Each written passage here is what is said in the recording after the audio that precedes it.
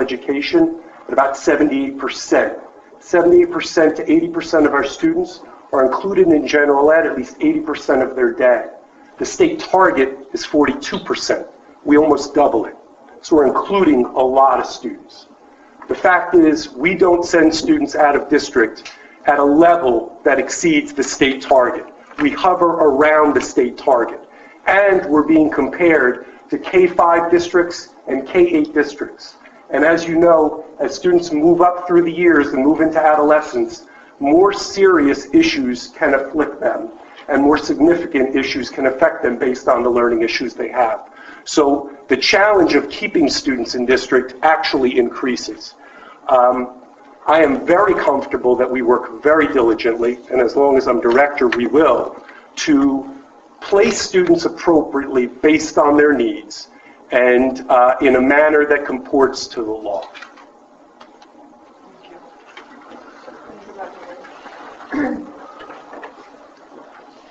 Yes.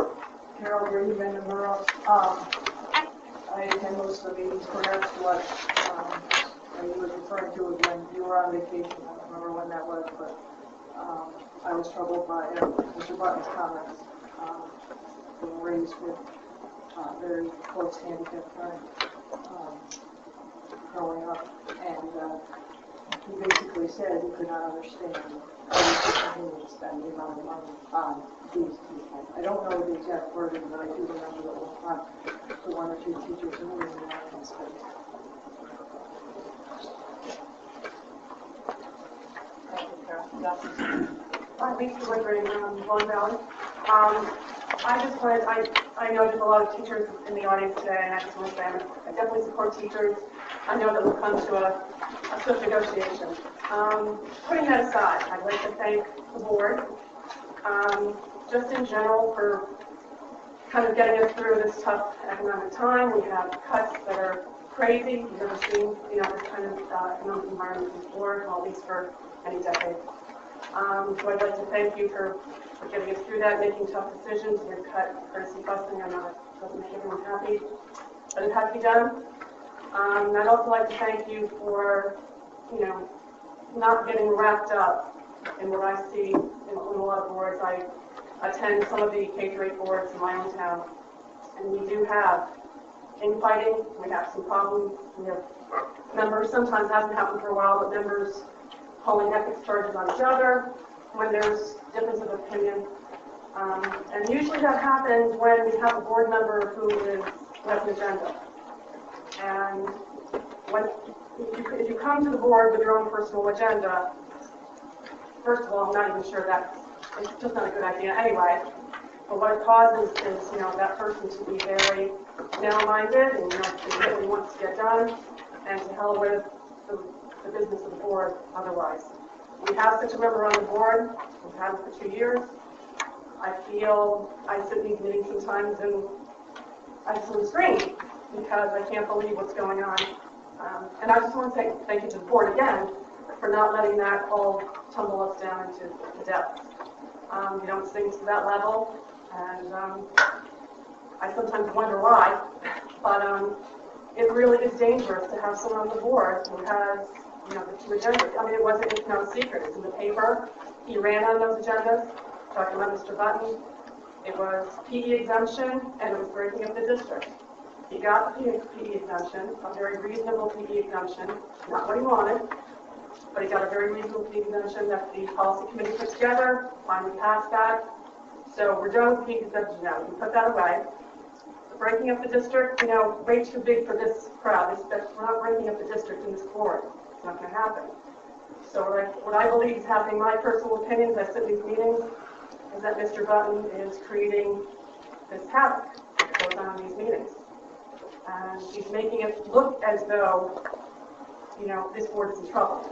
Like, what is this district doing? We can't do anything right, because everything that he brings up, obviously we're not doing it right. So I just want to caution everyone who sits and listens to this that, it's really hard. I know in the K-8 meetings that are set for the past, that is what happens. We have 1 or 2 A's on the board, the agenda, and it's very clearly obvious what they're fighting for. It's not for the excellent education of all students. Thank you. Any other questions or comments? Yes. Hi, high school buddy, Mendon. We, the teachers and the counselors and the coaches and the club advisors, are going into our second year without a contract. And we're actually taking home less money this year than last year and less last year than the year before. And yet, even though we get less and less, more and more is asked of us. More and more students are crammed into our classes, more and more phone calls and emails, more and more forms, more and more board goals. And yet, what makes this board think that you can get more with less? Getting more with less doesn't work in private industry. Look at Enron, look at AIG. More, less is more does not work for them. And it doesn't work here. The people who came to this district didn't come here to settle for less. They didn't buy these homes to settle for less. They didn't send their kids to these schools because they were going to settle for less. And we refuse to give you a lowest bidder education. Whether it's history or social sciences, science, English, special education, health and physical education, counseling, all the sports, IB, AP, advanced honors, academic studies, special ed inclusion, resource room. We are damn proud of what we do, and it is valuable. We give world-class scores in IB. We have SAT and HESPA passing rates are up. Take biology, for example, where we have an end-of-course test. Our special education students score as well as the state average for regular education students, and we are damn proud of those students and all of our students. So this year, 2 years of nonsense, it's got to stop. The teachers, the board, everybody in this room should be focused on how we can make this the best schools and the best education in the world. And we should settle for nothing less. Thank you.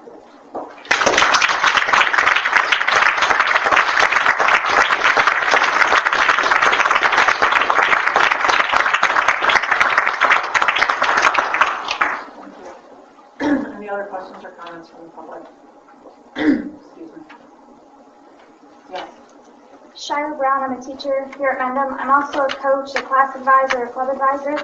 And there was an article in yesterday's Daily Record that I saw about codes of conduct at some districts were deemed not enforceable. And I was just wondering if our code has been reviewed or will be reviewed in light of this court decision, just to make sure that it is indeed enforceable. Yes. I attended a county meeting before the article came out in the newspaper where there were comments about it. County superintendent reiterated what the administrative law judge said in that particular ruling, and we contacted our attorney. And where we are with it at this moment is an administrative law judge's ruling essentially isn't at this moment going to change our code of conduct.